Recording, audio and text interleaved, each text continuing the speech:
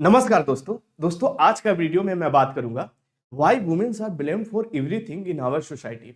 हमारे समाज में औरत को हर एक चीज को लेकर क्यों ब्लेम किया जाता है। उसमें मोस्ट कॉमन जो चीज है फीमेल चाइल्ड को लेकर। आप इस वीडियो को देखिए, उसके बाद मैं अकॉर्डिंग टू साइंस क्या पॉसिबिलिटी है मेल और फीमेल चाइल्ड होने का, उस पर मैं बात करूंगा। मैंने इसको मार दूंगा नहीं तो मैं मार दो, यही तो किया है। तुम जैसे मर्दों ने हम जैसी औरतों के साथ कभी कोख में ही मार डाला तो कभी पैदा होते ही। ये कैसी अजीब परंपरा है तुम लोगों की। सब कुछ तुम्हारे नाम का, मांग मेरी सिंदूर तुम्हारे नाम का, गला मेरा मंगलसूत्र तुम्हारे नाम का, कलाई मेरी चूड़ियां तुम्हारे नाम की, यहाँ तक कि कोख मेरी, खून मेरा, दूध मेरा और बच्चा तुम्हारे नाम का, सब कुछ तुम्हारे नाम का। साथियों आइए समझते हैं। जैसा कि आपको पता होगा कि ह्यूमन में, मानव में क्रोमोजोम की संख्या कितनी होती है। 23 जोड़े क्रोमोजोम होते हैं, जिसमें बात करें तो 46 गुणसूत्र होते हैं। क्रोमोजोम को हिंदी में साथियों गुणसूत्र बोला जाता है, ठीक है। तो ये 46 क्रोमोजोम एक ह्यूमन को बनाने के लिए रिस्पॉन्सिबल होते हैं, मानव को बनाने के लिए रिस्पॉन्सिबल होते हैं, जिसमें 22 जोड़े होते हैं साथियों। इसे हम लोग ऑटोजोम्स बोलते हैं। ऑटोजोम्स कहने का मतलब वैसा क्रोमोजोम जो शरीर का निर्माण करे, और बाकी जो अ, ये 22 पेयर हुआ, यानी कहने का मतलब 44 क्रोमोजोम, ठीक है।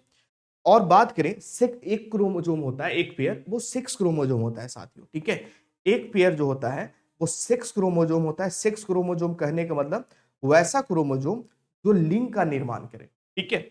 तो 6 क्रोमोजोम में आपको याद रखना है कि इसमें 2 होता है, यानी 44 प्लस 2 कितना हो गया, 46 क्रोमोजोम जो है वो संपूर्ण शरीर को निर्माण करता है साथियों, ठीक है। थोड़ा सा एक चीज और समझिएगा, अगर मेल की बात करें तो मेल में 6 क्रोमोजोम होता है साथियों, एक्स वाई, ठीक है।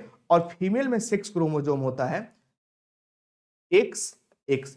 एक 6 क्रोमोजोम जो है वो फीमेल चाइल्ड के लिए रिस्पॉन्सिबल है, और एक्स वाई क्रोमोजोम जो है वो मेल चाइल्ड के लिए रिस्पॉन्सिबल है।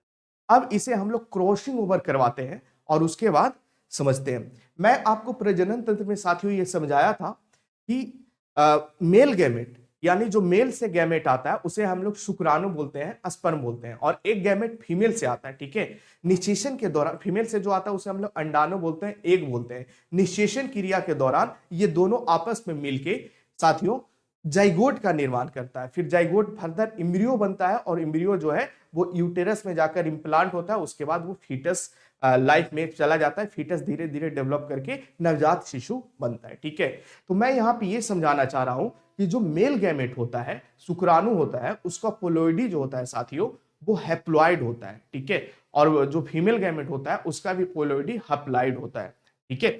आइए अब थोड़ा सा इसे हम लोग आगे समझते हैं, क्रॉसिंग ओवर करते हैं, उसके बाद आसानी से समझ में आएगा कि आखिर फीमेल चाइल्ड के लिए, मेल चाइल्ड के लिए कौन रिस्पॉन्सिबल है, फादर रिस्पॉन्सिबल है या मदर रिस्पॉन्सिबल है। सबसे पहले साथियों फादर का अगर क्रोमोजोम्स की बात करें तो फादर में क्रोमोजोम देखने को मिलेगा 44 प्लस XY। 44 क्रोमोजोम जो है वो शरीर का निर्माण के लिए रिस्पॉन्सिबल होता है। तो 44 क्रोमोजोम फादर और मदर में दोनों सेम होता है, ठीक है। लेकिन फादर को फादर बनाता है XY क्रोमोजोम, ठीक है। मेल को मेल बनाता है XY क्रोमोजोम, और फीमेल को फीमेल बनाता है XX क्रोमोजोम। याद रखिएगा। अगर बात करें मदर में, ठीक है, तो मदर में क्रोमोजोम की संख्या 44 तो सेम होगा ऑटोजोम, और इसमें एक सेक्स क्रोमोजोम होता है, ठीक है। अब ऐसे समझिएगा मैं जो समझाना चाह रहा हूं, फादर से क्या जाता है साथियों, फादर से स्पर्म जाता है, ठीक है। और मदर से क्या मिलता है, ओवम मिलता है, अंडाणु मिलता है। तो स्पर्म का जो क्रोमोजोम की संख्या देखा गया तो इसमें 22 प्लस एक एक्स मिलेगा और दूसरा 22 प्लस वाई मिलेगा, ठीक है। उसी तरीका से ओवम में देखा गया तो 22 प्लस एक्स और 22 प्लस एक्स, ठीक है, एक्स मिलेगा। ये क्रोमोजोम जो है वो ओवम में मिलता है, ठीक है।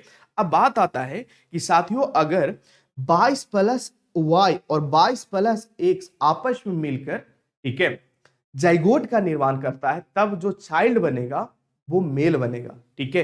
क्योंकि देखिए मेल और फीमेल चाइल्ड के लिए ऐसे समझ लीजिए फादर रिस्पॉन्सिबल है, ठीक है। कैसे रिस्पॉन्सिबल है अभी समझा रहा हूं, ठीक है। सबसे पहले साथियों इसको हम लोग क्रॉसिंग ओवर करवाते हैं, ठीक है। क्रॉसिंग ओवर कहने का मतलब क्या चांसेज है मेल और फीमेल चाइल्ड होने का, ठीक है।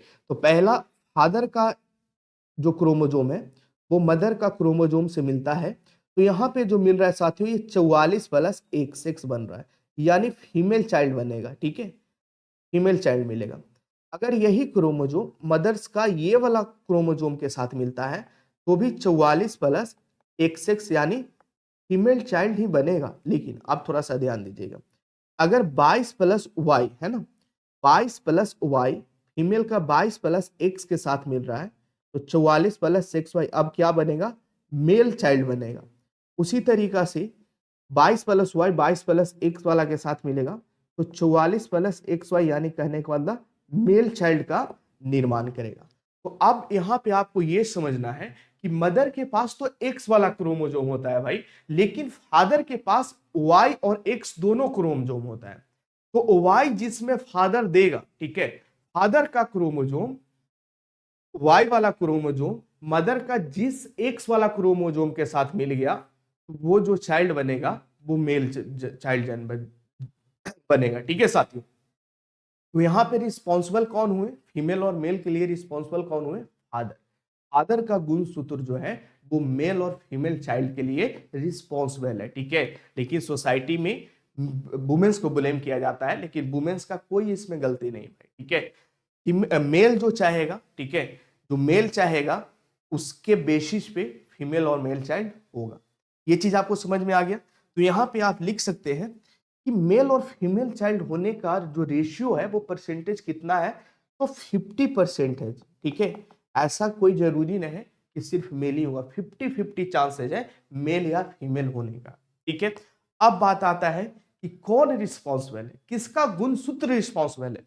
तो फादर का गुणसूत्र जो है साथियों वो रिस्पॉन्सिबल होता है मेल चाइल्ड बनने के लिए, ठीक है। मेल और फीमेल चाइल्ड बनने के लिए फादर का गुणसूत्र रिस्पॉन्सिबल होता है। थोड़ा सा और इसे मैं आपको क्लियर कर देना चाहता हूं। देखिए फादर के पास XY क्रोमोजोम है और मदर के पास XX क्रोमोजोम है, ठीक है। अगर फादर Y क्रोमोजोम जो है मदर को देता है तब जाकर क्या बनेगा, ठीक है, मेल चाइल्ड बनेगा। अगर फादर जो है X वाला क्रोमोजोम मदर को देता है तो फीमेल चाइल्ड बनेगा, ठीक है साथियों, क्या बनेगा, फीमेल चाइल्ड बनेगा, ठीक है। तो आई थिंक ये चीज आपको समझ में आ गया होगा कि मेल और फीमेल चाइल्ड के लिए किसका क्रोमोजोम रिस्पॉन्सिबल है, ठीक है। तो अगर वीडियो आपको अच्छा लग रहा है साथियों तो वीडियो को और लोगों तक शेयर करें और वीडियो को लाइक करें, चैनल को जरूर सब्सक्राइब कर लीजिए। फिर मिलते हैं अगले वीडियो में, तब तक के लिए धन्यवाद, अपना ख्याल रखिए, थैंक यू सो मच।